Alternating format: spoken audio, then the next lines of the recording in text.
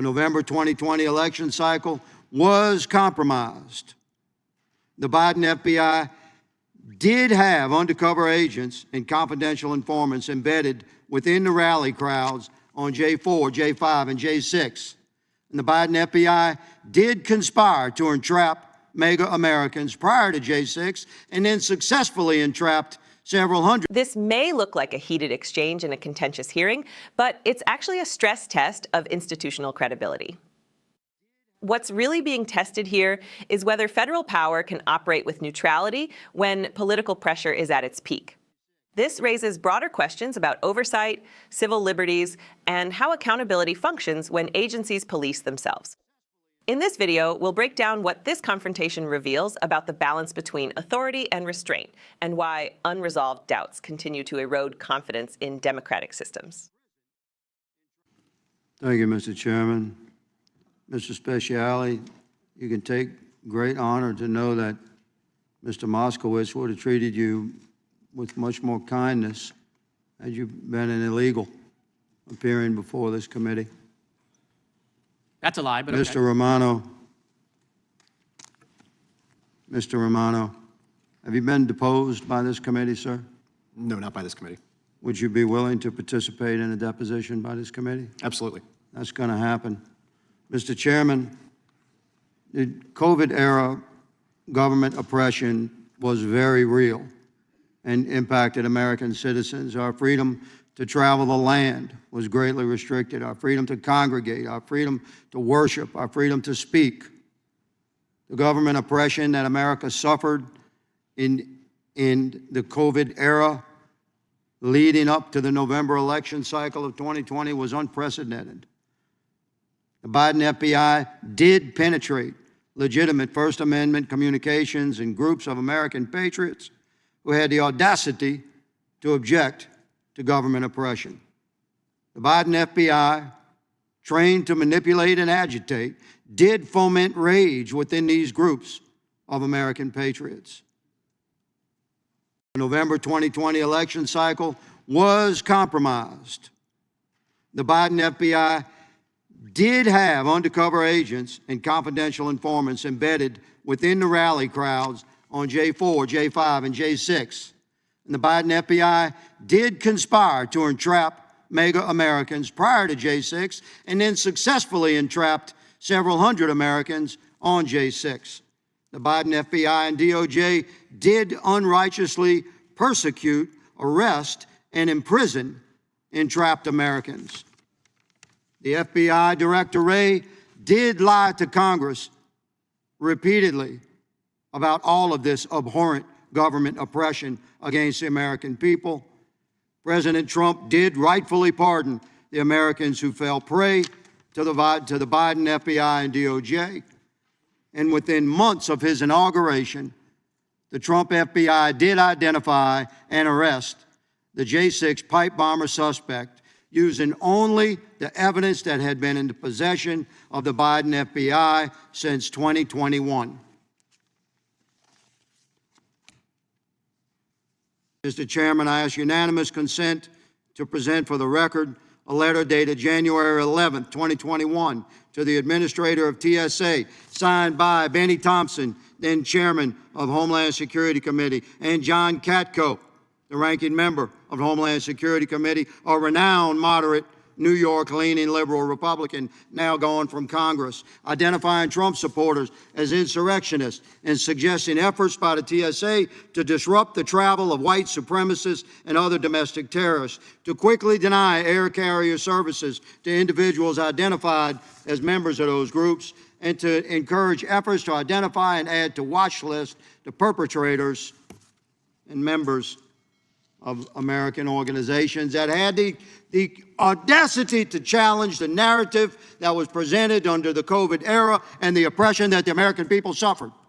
Without objection. Mr. Nance, regarding drawing from your expertise, long-standing with the FBI, can you find any reason, good sir, that the FBI would not have solved the pipe bomber crime based upon the evidence in their possession, including cellular analytics that we were advised by whistleblowers that under 200 possible cell numbers were identified and presented to the FBI and the illegitimate J6 original Liz Cheney committee. Why did the FBI not solve that crime, good sir?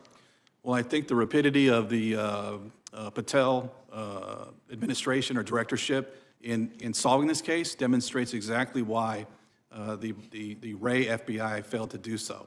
I mean, as has been stated before, this was a matter of leadership. I think this is also a matter of messaging. I think that, and people need to understand the relationship between DOJ and the FBI, that the FBI investigates criminal activity, or should be, and DOJ conducts prosecutions. But how could the FBI be that inept? I just ask you that. To me, I believe it was purposeful. I believe they identified their suspects in the under 200 numbers, and none of them fit the profile of the so-called alleged white supremacist mega activists, so they stepped away from that investigation. I believe that there's no way they could be that inept. Mr. Chairman, my time has expired, but my passion on this subject has not. The gentleman is yielded back. The chair notes that there is a lot of passion regarding this topic. And it is something that's passionate on both sides of the aisle here. And our objective, my objective in this committee, is to get to the truth of, without political bias, of what happened. And the question remains, how did the previous FBI go 5 years without even a lead, using the exact same data? No exception. Recently I've talked to the FBI agents The moment unfolded with startling bluntness. When Congressman Clay Higgins addressed the witness and remarked that Representative Jared Moskowitz might have shown more kindness had the witness belonged to a different category of people appearing before the committee, the chamber froze. It was not a procedural comment. It was a provocation, a statement designed to expose what Higgins sees as a moral inversion inside Washington itself. In that instant, the hearing stopped being routine oversight and became something far more revealing, a confrontation over whose rights, voices, and grievances are treated as legitimate in modern America. What followed was not a retreat. Higgins pressed forward, shifting from that pointed remark into a sweeping indictment of the government's conduct during the COVID era and beyond. He spoke of restrictions placed on everyday life, of freedoms curtailed, of trust broken between the state and the citizens it claims to serve. His words were charged, emotional, and uncompromising. Whether one accepts his conclusions or not, the force of the moment came from its certainty. He was not asking questions. He was delivering an accusation on behalf of millions who believe the system turned against them. This exchange reveals something fundamental about the current state of American governance. Congressional hearings are meant to be spaces of clarity where facts are weighed and accountability is enforced. Yet increasingly, they have become arenas where two entirely different realities collide. Higgins's remarks laid bare a deep belief that enforcement, investigation, and even empathy are no longer applied evenly. That belief, right or wrong, now defines much of the political divide. It is not merely about policy, it is about legitimacy. About who feels seen by the institutions of power and who feels targeted by them. As Higgins described the actions of federal agencies, he framed them not as isolated decisions, but as part of a broader pattern. He spoke of surveillance, infiltration, and manipulation. He argued that leadership failures were not accidental, but intentional. In his telling, the issue was not incompetence, but choice. And that distinction matters because incompetence suggests reform. Choice suggests something darker, a conscious decision to prioritize narrative over neutrality, power over principle. The hearing then pivoted to a question that has lingered unanswered for years. How could a high-profile investigation remain unresolved for so long when, according to testimony, critical data had been available from the beginning? Higgins challenged the idea that such an outcome could be the result of simple failure. He suggested that investigators walked away not because they lacked leads, but because the leads did not align with an approved storyline. Again, this was not framed as speculation, but as conviction. A belief that the machinery of justice stalled when truth became inconvenient. This is where the moment grows larger than one congressman or one hearing, because the issue at stake is not partisan advantage. It is institutional credibility. When Americans watch these proceedings, they are not just listening for answers. They are listening for honesty.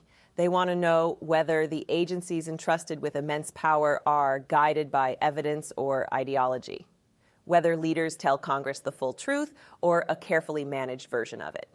And when lawmakers openly accuse those agencies of misleading the public, the damage extends far beyond the hearing room. The chairman attempted to restore balance, noting the passion on both sides and reaffirming the committee's stated goal to find the truth without political bias. That acknowledgement itself is telling. It reflects an awareness that trust has eroded so deeply that neutrality must now be spoken aloud, almost defensively. The question hanging in the air was not rhetorical. How could the same evidence produce silence for years and then results within months under new leadership? That contrast alone demands scrutiny. This moment matters because it exposes the fragile state of confidence in the American system. A system built on the idea that law applies equally, that investigation follows facts wherever they lead, and that power is restrained by accountability. When members of Congress argue openly about whether those principles are still being honored, it signals a crisis that cannot be ignored. Not a crisis of politics, but of belief. History shows that democracies do not collapse in a single dramatic moment. They weaken through unresolved questions, through institutions that lose the consent of the governed, through citizens who no longer believe fairness is possible.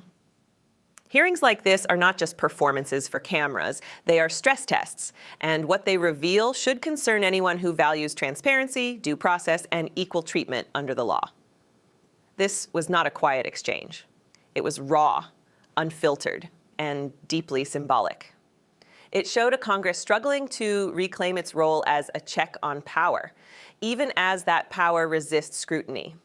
It showed how deeply divided the interpretation of recent history has become. And it showed how urgently the American people deserve answers that are clear, consistent, and grounded in truth, because without trust, no system can endure. Without accountability, authority becomes suspect. And without courage, silence replaces justice. If you believe these moments matter, if you believe oversight should be real, not performative, if you believe the truth deserves to be pursued, no matter how uncomfortable, subscribe to Liberty Report USA. Support our work to expose the truth.